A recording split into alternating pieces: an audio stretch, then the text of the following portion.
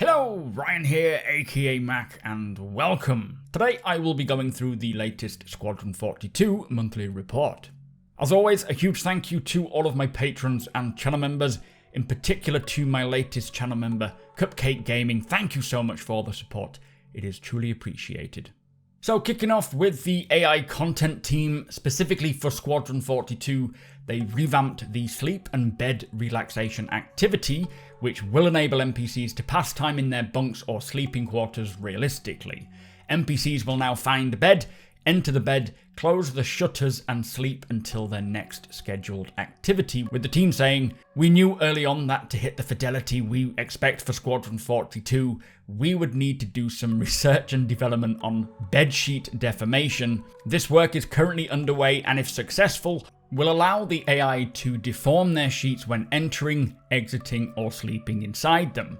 This, they say, is a challenging assignment and expands the complexity of the feature. For example, what happens to the sheets if the AI needs to exit the bed in an emergency?" Now, all of the details I can see being created here. I would think that they will be using the cloth simulation system for this in some way. I could be wrong. As silly as it sounds, I'm sure if they can get it working, it'll be pretty cool to see. Now, the initial implementation of bed relaxation includes reading, writing, and watching content on their mobiGlass, which can happen in bed, sort of laid down, or sat up on the side of it. Also, the NPCs can watch TV in their bunk if their bunks include one. Now, I really do like the depth that they are going to create a fully functioning crew on board of the Idris, going about their work when on duty and then doing other things and relaxing when not, which will allow the players to interact with them, get to know them, hear a bit about their backstory and kind of build a relationship in some way. And I, for one, personally do like all of this depth. I think it will actually speak volumes when it's all done in game.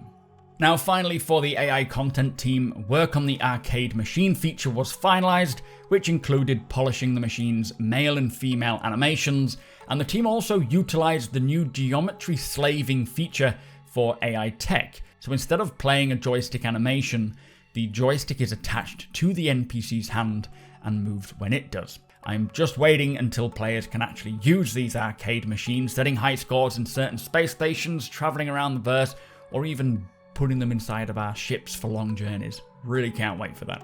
Now, for the AI features team, they started the month working on Tekken Animations for player takedowns with the aim to present the Vanduul as furious and deadly killers.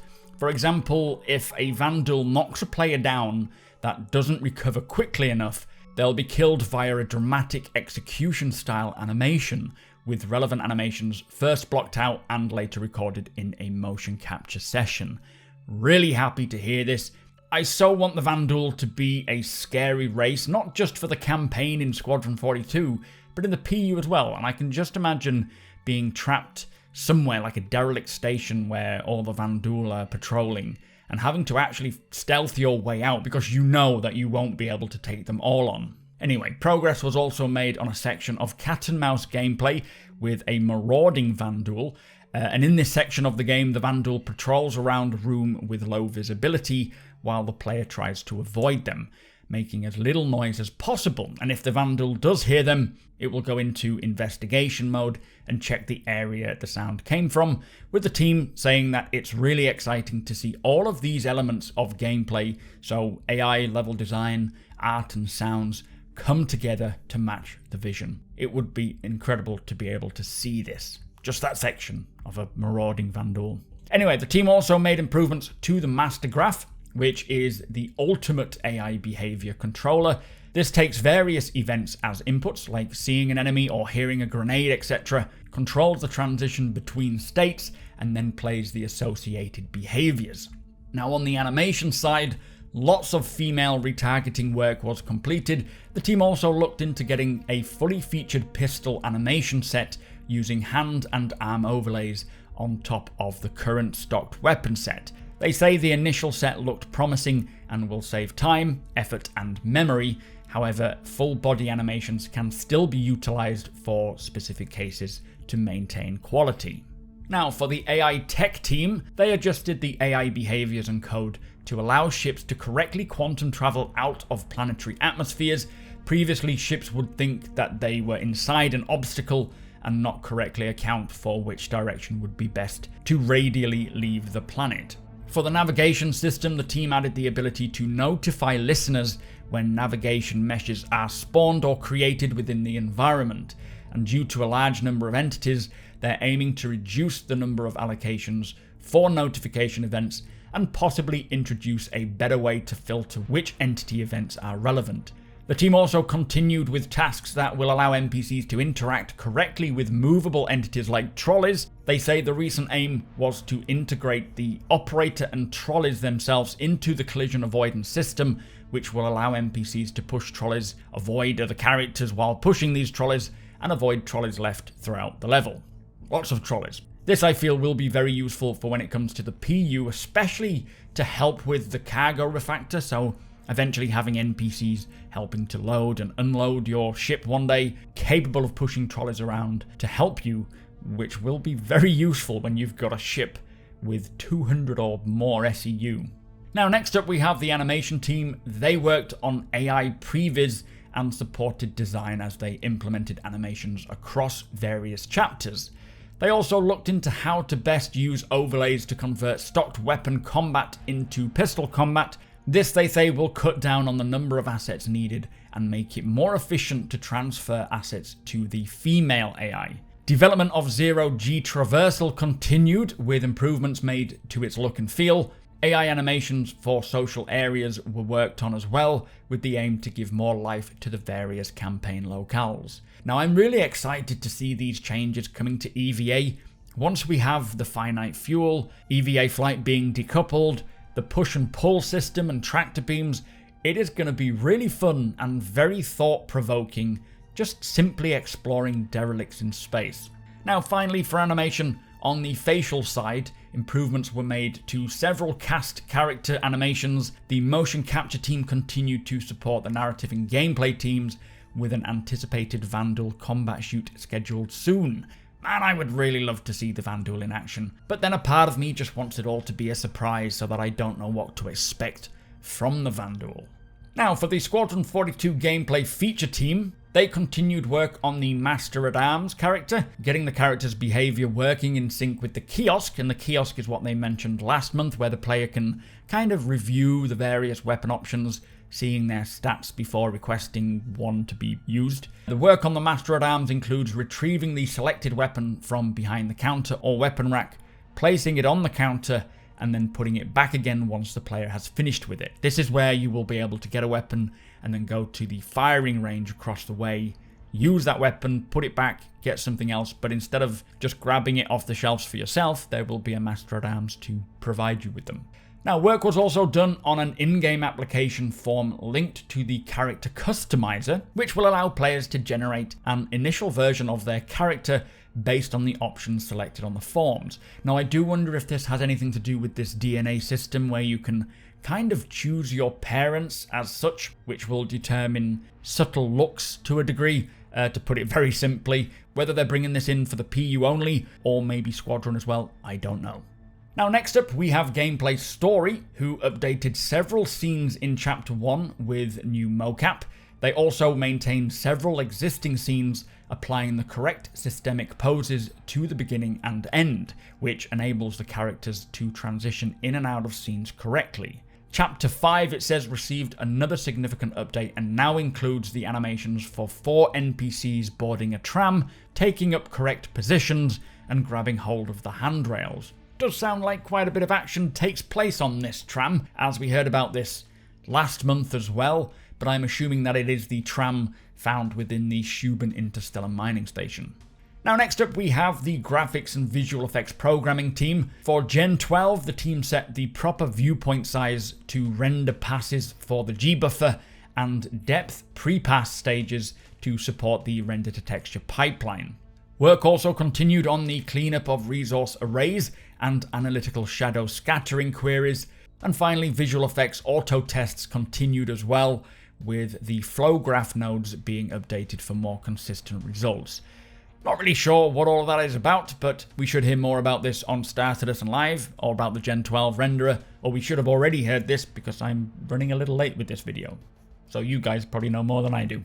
Now, for the level design team, the FPS team focused on final gameplay and implementation passes for various key chapters. Work also continued pushing a number of mechanics and other chapters to alpha so they can begin testing and balancing gameplay towards the final experience. So when they say alpha here, it is kind of more applicable in its true sense as alpha rather than for the persistent universe. Obviously, Squadron 42 is a single-player game, so alpha in this sense refers to the level design team getting their work to a state that is playable from start to finish. So their sections of gameplay completely playable from beginning to end, but still with bugs and polishing needing done. So a big milestone to get many mechanics and chapters to a point of playable from start to finish, but also, as they say, once that's done, they will then begin balancing the gameplay, testing it, and making sure that it is as good as it can be. So that is quite fantastic to hear the progress they've made there. Now, for the space and dogfighting team, alongside other design teams, they continued their ongoing effort of pushing the early chapters towards vertical slice quality. There are several special focus elements here bespoke to Squadron 42 that received attention as well. Now, vertical slice being a fully playable portion of a game that is used to show developers its intended player experience. So a little bit before it gets to alpha, I guess, but more for just setting the visual bar for everyone else to aim for. Now, for the narrative team, they began the month revisiting scripts based on playthroughs with design and reviews with the directors. These include the latest decisions based on level flow that help explain new and important game mechanics or provide additional content to fill the gaps. Explorations into some of the text-based systems continued as well, with the teams meeting with designers to discuss the high-level intent behind the system, its needed text, and the development timeline. The narrative team also provided additional content for the AI team's NPC profession development. The current plan is to shoot the final versions in an upcoming mocap session. And finally, for narrative, they continued to provide general game text, including mission objectives and holo briefing icons. I do love these holo briefings, the ones that we saw on the vertical slice with Captain White. Really hope that we can one day be able to do something like this in the PU with the holo tables there. Use them as kind of a mission briefing for your friends. That would be so cool. So for the QA team, they continued to support cinematics by reproducing issues found during development and chasing bugs. They also focused on bug validation and reporting and recording scenes for review. The team worked on several narrative scenes involving moving AI, which involved confirming fixes and ensuring the general flow is consistent. And finally, for QA, checklist testing began too, and now includes regular testing on Vanduul, FPS, and ship AI sections. QA are having all the fun. It's not fair. Anyway, the Tekken Animation team continued creating new face rigs from their internally created scan data. They also invested substantial time into the tools chain and process to ensure upcoming heads are quicker and cleaner to produce. Furthermore, they supported the feature and animation teams by improving the animation systems to accommodate their increased requirements. For example, enabling the system to support up to 50 layers of authored and inverse kinematic animation on a single character. So does this mean each character can have up to 50 different animation options? Not sure if that's what it means. If someone does have a clear idea of what this is, do drop that in the comments below.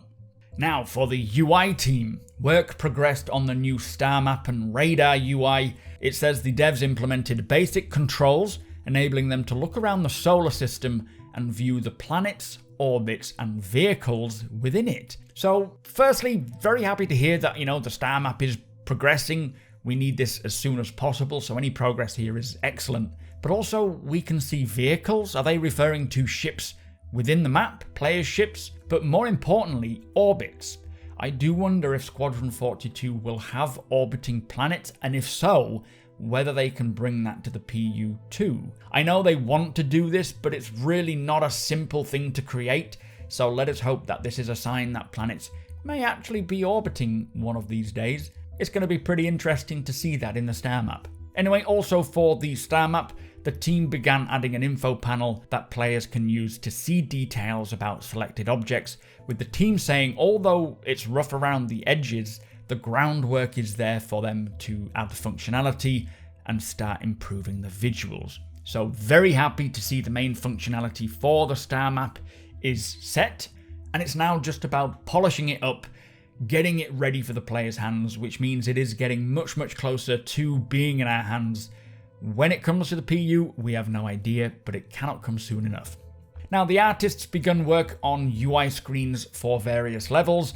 This, they say, involved creating concepts for the UI in 2 important areas and working with game design teams on new interactive screens. The visor and lens conversion is well underway, with the team converting the existing player HUD elements to building blocks. Many widgets, including weapon information and mission objectives, were ported to the new system, and they also continued to update features in support of persistent streaming. The UI tech team continued developing additional building blocks features, one of which will replace the canvas slicing tech used to develop 3D UIs. This new card system received major usability and performance improvements and is currently being tested in the vehicle HUD for the hull scraping feature, so for salvaging. Can't wait to see this. Lots more on salvaging on the Persistent Universe monthly report as well, so do keep your eyes out for that when I get round to it. Finally, for the UI team, they also worked on a new AR marker system and improved various widgets to help the UI designers work more efficiently. So finally, we have the visual effects team. They completed color experimentation on a suite of energy-based effects that will be seen throughout the campaign.